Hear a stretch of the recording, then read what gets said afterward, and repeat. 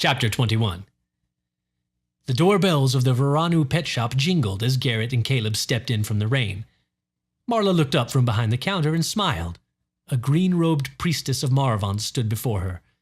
The woman turned to look at Garrett, and her red lips curled in distaste when she saw the medallion and purple robe beneath the lapels of Garrett's coat. "You're too late, Necromancer," the priestess chuckled. "I'm afraid I've just purchased every last drop of essence in this young lady's stock." Garrett forced a smile and inclined his head respectfully, saying nothing. "It was not cheap, no matter what assurances this girl may have given me to the contrary," the priestess said. "I do hope your fellow death dabblers prove to be worth the tremendous expense of keeping them supplied." "The war goes well, then?" Garrett asked, brightening at a chance to hear any news from the north. The priestess lowered her green-shadowed eyelids and sniffed in disdain. "I wouldn't know, really," she said. "I try not to concern myself with earthly trifles. Our true enemy lurks in a realm beyond the thin veil you call reality." "I don't understand," Garrett said. "You wouldn't," she said, and then added, "Oh, would you?" Garrett glanced at Marla questioningly. Marla shrugged her shoulders and gave a thin smile. "The hearts of men," the priestess said. "The hearts of men are easily kindled with the fires of perdition. In any case, there's nothing for you here. You might as well be off." Garrett said nothing. Neither did he move. The priestess's eyebrows rose, and she looked at Marla. "You sold me everything, did you not?" the priestess demanded. "You aren't holding out on me, are you?" "No, Holy One," Marla assured her. "The entire stock is yours. The boy is a friend of mine. He comes to visit me every day at this time." The priestess glared at the vampire girl, attempting to read any deception in Marla's face. She turned at last with a look of confusion to Garrett. "But he's a—" she began, and then an expression of revulsion crawled over her face. The priestess snapped her attention to Marla once more. "I expect the goods to be ready when my men arrive first thing in the morning," the priestess said. "I will not tolerate excuses if they are not." "All will be as you desire, Holy One," Marla said, bowing deeply. The priestess turned and swept past Garrett as he held the door open for her. As she passed, he heard her hiss under her breath. "With a vampire." The bells jangled as he shut the door behind her and turned to see the smile gone from Marla's face. Marla reached under the counter and pulled out a glowing essence flask, thumping it loudly on the countertop. Her smile flashed anew. "Your essence, Mr. Garrett?" she said sweetly. Garrett grinned back at her as he stepped up to the counter and took the flask. "Who is that?" he asked. "Matron Shelby," Marla said. "Assistant to the High Priestess. She's been charged with supplying the expeditionary forces with whatever consumables they may require. She isn't happy about it." "I see," Garrett said. "Thanks for saving me some." Marla blushed. "How are your studies coming?" she asked. "You want to see?" Garrett beamed. Marla nodded. "We'd better step into the back room just in case the matron decides she forgot something." Garrett followed Marla back behind the counter and through the ruined curtain into the storeroom. Empty crates and cages lined the barren walls, stacked 3 high and 4 deep in places. A dim glow emanated from the black iron grinder where Marla rendered living creatures into magical essence. "You've been busy," Garrett said, his skin tingling a little at the implied carnage. Marla nodded, and a strand of dark hair fell across her eyes. Without thinking, Garrett raised his hand and brushed it back. His fingertips brushed against the pale, cool skin of her brow. He had left the gloves at home. He pulled his hand away, uncertain. Marla smiled, and Garrett became suddenly and acutely aware that they were alone together. His heart raced, and his mind fumbled for something to say. He began. "What have—" Marla spoke at the same time. "Sorry," Garrett said. "You go ahead." Marla's eyes sparkled. "What have you learned this time?" she asked. Garrett pulled the essence flask from his shoulder bag and held it in his left hand. Part of the reason for leaving the gloves at home had been because the leather interfered with the transference of magical power between the flask and his body. "Stand back a little," he said, stepping to the center of the storeroom. Marla took a step back, leaning against the workbench with her hands behind her back and a look of girlish curiosity on her face. Garrett held his empty right hand out, palm up. He swallowed, his mouth suddenly very dry, and focused his will on the center of his open palm. "Vayarna tenu, He paused, his tongue losing its grip on the fayish words. He closed his eyes and tried again. Veyana tenuleana. A vibrant curl of rainbow flame hissed and sputtered to life in the palm of Garrett's hand. Garrett, expecting this, still flinched a little. Marla gasped and shielded her eyes with her hand. Garrett noticed her discomfort and let the flame die out with a spluttering pop. The room seemed to fade into darkness, his eyes still dazzled by the light of the flame. Are you all right? Garrett asked. Yes, Marla said, laughing a little. I'm fine. Sorry, I didn't realize it was going to be that bright. Don't be. It was beautiful, Marla said. What was it? Lampwick called it wildfire, he said. At least I think that's the proper translation. You're really doing it, aren't you? Doing what? Learning Fey magic, she said. Yeah, I guess so, Garrett said with a grin. I'm impressed, Marla said, taking a step toward him. It isn't easy. I guess it helps to have a real fairy for a teacher, Garrett chuckled. Marla's eyes narrowed. Even so, very few people have the talent for it. If you don't mind me asking, how much essence did you use? Garrett shrugged, lifting the metal canister in his left hand and giving it a little slosh. It was still almost completely full. His skin ached from the cold where he touched the metal of the canister, and his wrist seemed a bit stiff, unpleasant side effects of the energy transfer. You hardly used any, Marla mused. Are you sure you aren't part Fey? Garrett laughed. You are going to put a spell on me, are you? Marla grinned wickedly and raised her hand. Yastorvington, she chanted with an eerie thrumming undertone to the draconic words coming from deep in her throat. Garrett felt the tingle of old magic wash over him. From the other room, a chorus of squawks, squeaks, and chirrups erupted from the caged Fey beasts.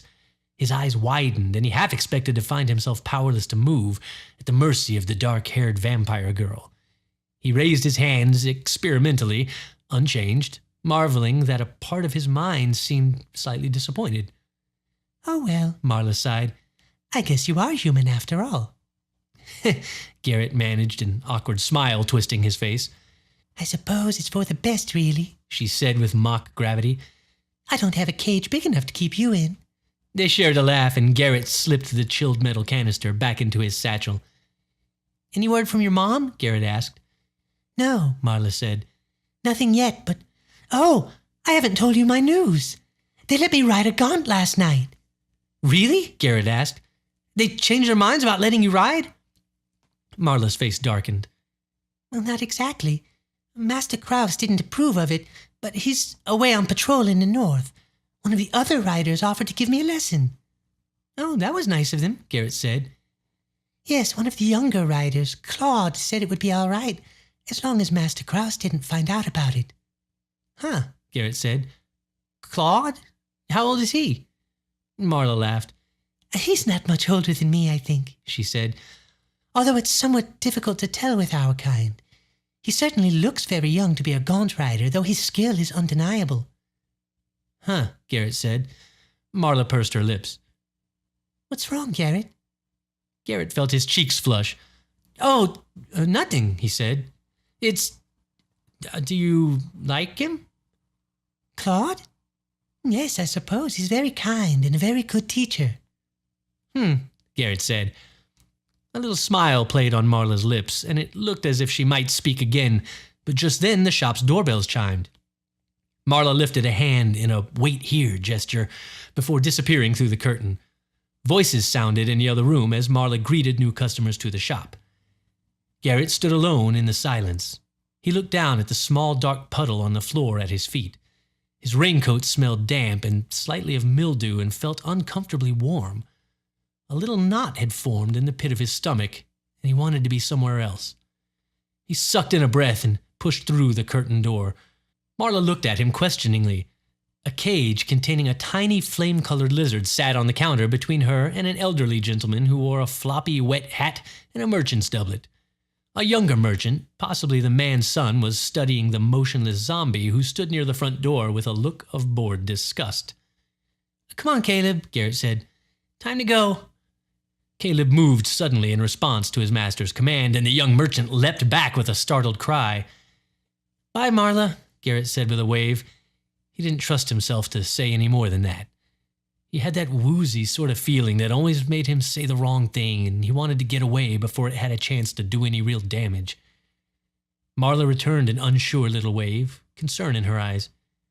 "Goodbye, Garrett," she said. "I'll see you tomorrow." "Yeah," Garrett said, stepping through the door and into the rain. Chapter 22. "You're being dumb," Warren said. He hefted a chunk of rock the size of Garrett and piled it onto the rough wall it had taken the three of them half the afternoon to build. "Not there!" the Goblin King screeched. "Over there!" Warren ignored him and dodged the shambling rock-laden Caleb as he loped back toward the rubble pile for another rock. "I'm just saying, it's not like she's gonna marry him or anything," Warren said, grunting as he lifted another rock. Garrett straightened his back and wiped his brow with the back of his hand. An old bandana covered most of his head, leaving only his face and neck visible, and his linen shirt clung wetly to his back. He looked around the subterranean storeroom and then up to the iron-framed skylight set in the ceiling high above. Fragments of colored glass still clung to the edges, and twisting vines poured in from the abandoned courtyard above, obscuring all but a small patch of the gray sky beyond. "Do you think there's gonna be enough light?" Garrett asked. "No," Warren said, dropping the rock on the new wall. "I'm not gonna let you talk me into starting over somewhere else. This garden is getting built right here." Warren stood back to admire his handiwork for a full second before a largish portion of the retaining wall slumped into dusty ruin at his feet. "Stupid dogman!" the goblin howled, pounding his three-fingered fists in frustration on the wobbly stone wall.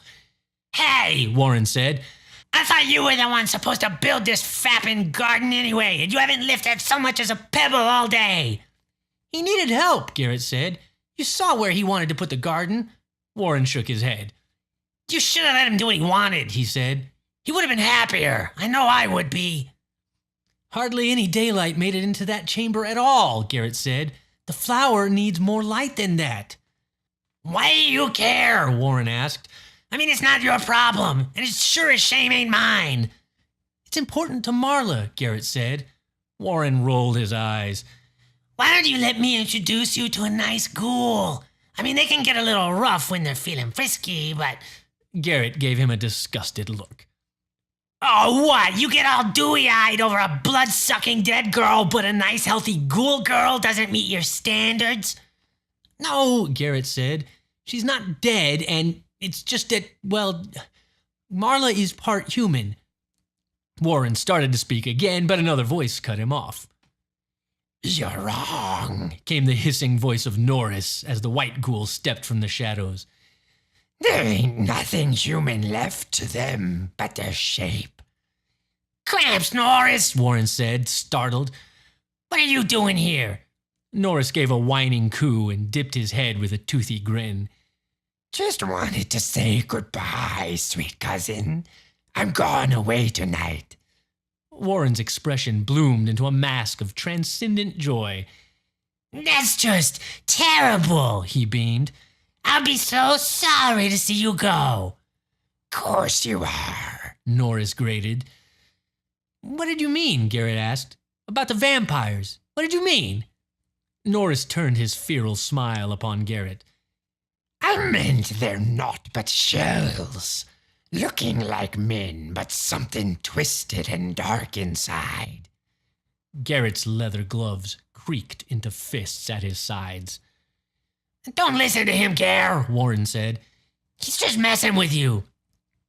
"You know how vampires were made, boy?" Norris asked. Garrett shook his head. "I could tell you," Norris said, his golden eyes narrowing as he ran a long-fingered paw over his nose.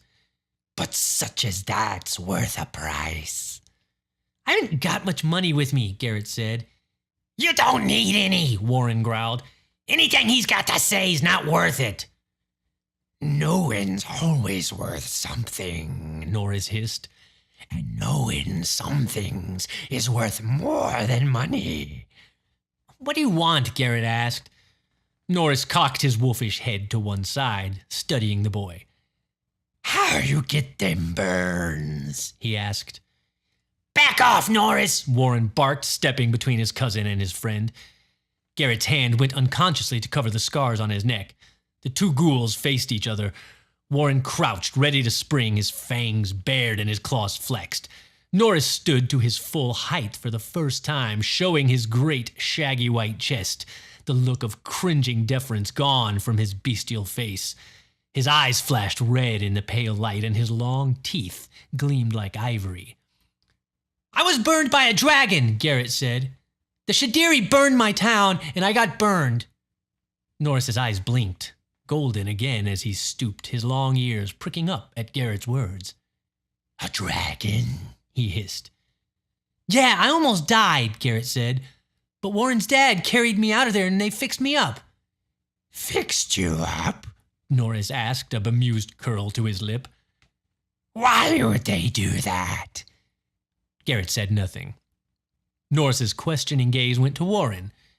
Strange thing for a ghoul to do. Fix him up. He saved my life, Warren growled. The dragon would have had us both, but Garrett knocked me out of the way. Norris looked back at Garrett, stunned. And if you got anything clever to say about that, I suggest you say goodbye to your teeth first, Warren said. Norris blinked, shrinking back a step. No, he whispered. No, Forgive me, I misjudged you, boy. Norris stepped forward suddenly, bowing before Garrett with unexpected grace. The White Pack does not forget, he hissed, the usual wheedling tone absent from his voice. It returned again when he looked at Warren and cooed, Rare friend you've got yourself, sweet cousin. Yeah, Warren managed after a moment. Norris's placating grin returned as he looked at Garrett. A price paid, a bargain met, he said. I'll tell you where they come from, the Black Bloods, if you still want to know it. Garrett looked to Warren, who looked just as confused as he felt. Yes, please, he said to Norris. I want to know. Wings fluttered as a crow launched itself skyward in the forgotten courtyard above. Norris cringed, looking up and sniffing the air. The white ghoul slunk back into the shadows once more and lowered his voice. Long time ago, he said, the old worms run and hid from the thing they thought they wanted, but wanted no more. They hid wherever they could. Some got down deep in the ground. Some gone over the sea. Others, who knows where. Some, they just goes home and waits to die. Only they don't die. Maybe they was so sure they was gonna die, they turned loose of their souls. I don't know, but something changed in 'em, and they turned black as night, inside out. That's why the sun burns 'em, them and their kin. They gave up the light. They turned into something wrong. Anyways, there come a day they start looking back at what they had before and thinking, only by now, they done forgot how to be alive. They look up at the world, and they want it back. But they need them what's still alive to carry 'em around inside. Garrett rubbed the rough leather palms of his work gloves over his arms. His sweat-soaked clothing chilled his skin. Norris's grin flashed in the shadows. They figured the time of the worm done come to an end. Now come the time of man, and men's what they need to take back what they lost. So men they brung down in the dark, where the old worms ain't quite alive, and they ain't quite dead. They brung 'em down and made 'em drink.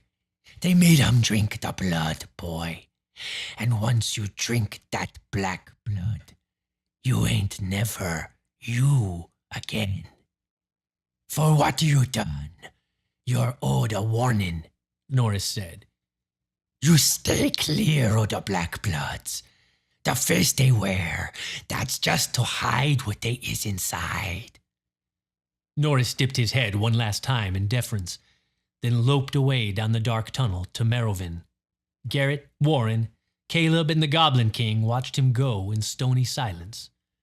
Warren let out a long breath and shook himself like a dog. That Norris, he said. He's a real bag of snuggles and hugs. Yeah, Garrett said, staring into the darkness. Hey, Warren said. Don't let him get to you. His side of the family has always been a little nutters. It's all right, Garrett said. Let's just finish up here. Chapter 23. Garrett's muscles ached as he climbed the steps to the market tunnel door.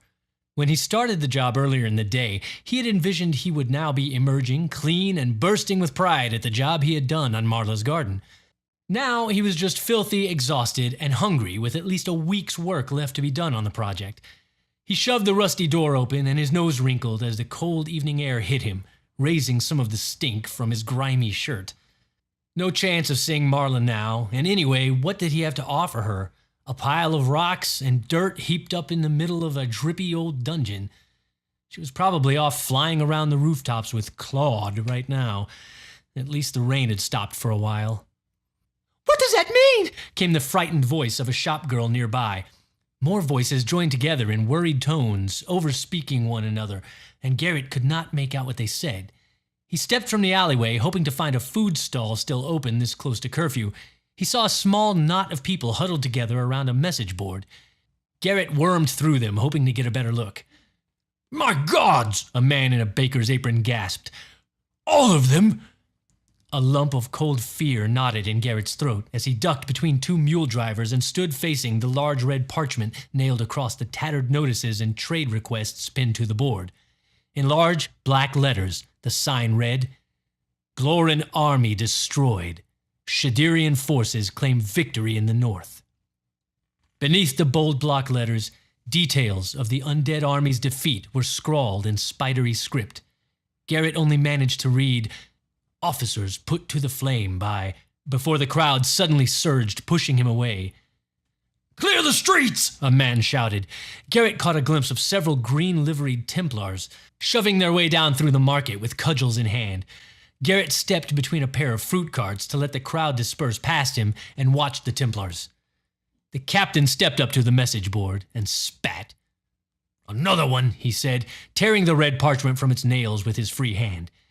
Garrett stepped forward, shaking and sick to his stomach. Is it true, sir? The Templar turned on him with a face full of rage, the copper head of his cudgel leveled at Garrett's chest. Get back to your hole, street rat, or the watchers will have your ass! Garrett staggered and ran. He reached a tunnel door and dove through, pushing it shut with his back. Caleb groaned questioningly in the darkness. We've got to get home, Caleb. Garrett toweled off as he stepped away from the steamy bath chamber into the cool darkness of the hallway. The witchfire sconce flared to life, illuminating the clean purple robe and small pile of underthings he had laid out on a table in the hall. He tugged them on, the soft fabric sticking to his damp skin. He padded barefooted back to his bedroom to find his boots and the uneaten half that remained of the loaf of stale bread that he had grabbed from the kitchen on his way up the stairs. What is wrong? Lampwick asked as Garrett pulled on his boots. Garrett paused to swallow the chewed lump of bread in his mouth before answering. I do not know, Lampwick, he said. I saw a sign. It said the army had been destroyed. Lampwick clutched her tiny hand over her mouth. Oh, Garrett, she said. You are sure? I do not know, he said, sitting on the corner of his bed. He still couldn't catch his breath, and a tingly, crawling feeling ran up the back of his neck. I do not know. Who will know the truth? The fairy asked. Garrett shook his head. The ghouls could know. Oh, no. Warren's dad. Go to them and ask, Lampwick said. Garrett looked at her. The little fairy stood with her fingers wrapped around the bars that framed her delicate face. She looked at him, her lambent eyes full of concern. Yes, he said. I must do that. He didn't like the idea of trying to find his way to Merovin at night. Not that sunlight made any difference in navigating the Stygian tunnels below the city, but there were stories that gave him pause. Warren had said there were things that wandered up from below when the moon called them. Not that you would ever see the moon in Wither, even if you made it all the way to the surface. Still. Garrett steeled his nerve, slinging his satchel over his shoulder and belting on his knife. He jumped at the sound of pounding on the front door downstairs. Garrett looked at Caleb and then at Lampwick. They returned his blank stare. The door pounded again, and Garrett's heart leapt with a vision of skeletal watchers hammering at the door, searching for a certain boy, a known curfew breaker. A muffled shout sounded outside, and Garrett raced from his room and bounded down the stairs. "Open the door in the name of the church!" a man's voice boomed. Templars. "Just a minute!" Garrett shouted, scrambling for the door to throw the latches open. He dragged a bolt free and pulled the heavy wooden door wide. A blast of cold air and rain hit Garrett in the face. 3 Templars stood silhouetted in the doorway for a moment, scanning the entryway with hard eyes. Garrett stepped backward as they pushed into the room. "Where is the master of the house, boy?" a lean-faced Templar demanded. "My uncle's away on business, sir," Garrett answered. "Don't lie to me, boy," the man said, jabbing his cudgel into Garrett's shoulder so hard that it sent him reeling backward. "I'm not, sir," Garrett said, clutching his shoulder as he regained his balance. The Templar squinted at him and grunted. "We'll know soon enough anyway," he said. "Search the house." The 2 other Temple men moved past Garrett, one headed upstairs, the other into the parlor. "What's wrong?" Garrett asked. "We haven't done anything." The Templar coughed out a rough laugh.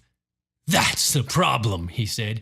"You necromancers have failed in your duty, and now your assets are forfeit to the church." "What?" "You botched it, and now we're taking your stuff," he said. "Simple enough for you?" "The army," Garrett said. "Are they—" "Boy, I've got 3 more houses to secure tonight. Stand in the corner over there quiet-like and practice being under arrest. 'Cause you are." Garrett's eyes went to the door and the rainy street beyond. He remembered the night watch and pushed the thought out of his mind. Then he remembered Lampwick and bolted toward the stairs. "Stop him!" the Templar sergeant shouted. Garrett was halfway up the stairs when a grinning Templar appeared at the top, ready to catch him. Garrett froze.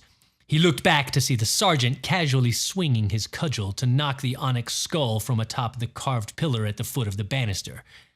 "You're gonna wish you hadn't," the lean-faced Templar growled. Garrett swung over the banister and dropped hard to the floor below. The essence flask in his shoulder bag banged against his ribs, knocking the wind from him, but he scrambled to his feet and ran down the hall. The 3rd Templar burst through the kitchen door and saw him. Garrett ducked down the shadowy hall that led to the basement with the man in close pursuit. As Garrett ran past an open closet door, he sensed movement from the corner of his eye.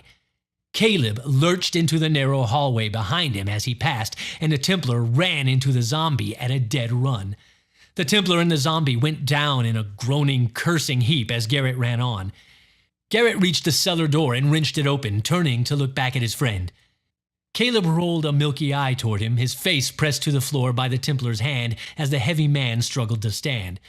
Garrett started back toward him, but then the lean-faced sergeant vaulted over the fallen men, his face a mask of rage. Garrett nearly tumbled down the cellar stairs and used both hands to spring the heavy latch of the sewer door. He had no time to grab a torch, but he saw the light of one flare to life in the room behind him. He was through the door and down the steps into the tunnel below a moment later. Then the light from behind bobbed crazily as the Templar yanked the torch from its sconce and followed. Garrett's boots skidded on the wet stone of the tunnel floor, and he pinwheeled his arms wildly to regain his balance.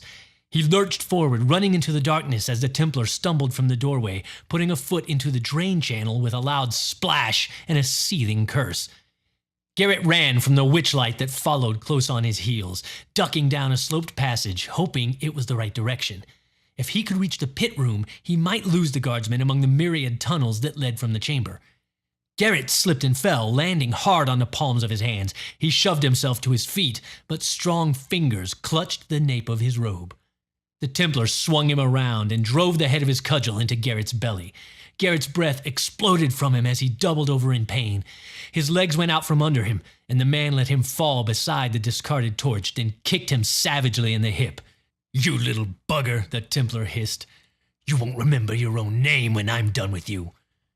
Garrett raised his hands, trying to plead for mercy, but the Templar only raised his cudgel, a strand of drool roping down from his curled lip. Then the man's eyes went wide, focusing on something in the tunnel beyond.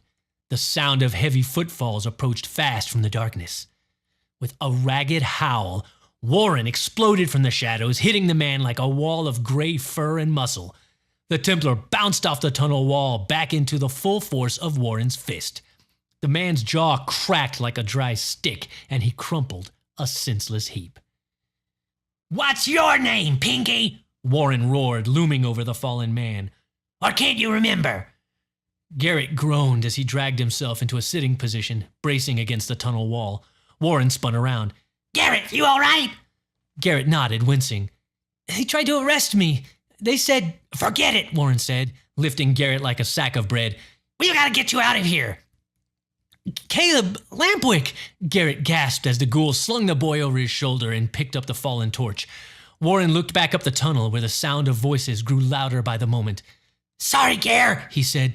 "There's too many." Garrett slumped, breathing in the moldy scent of ghoul fur as his best friend carried him away to safety.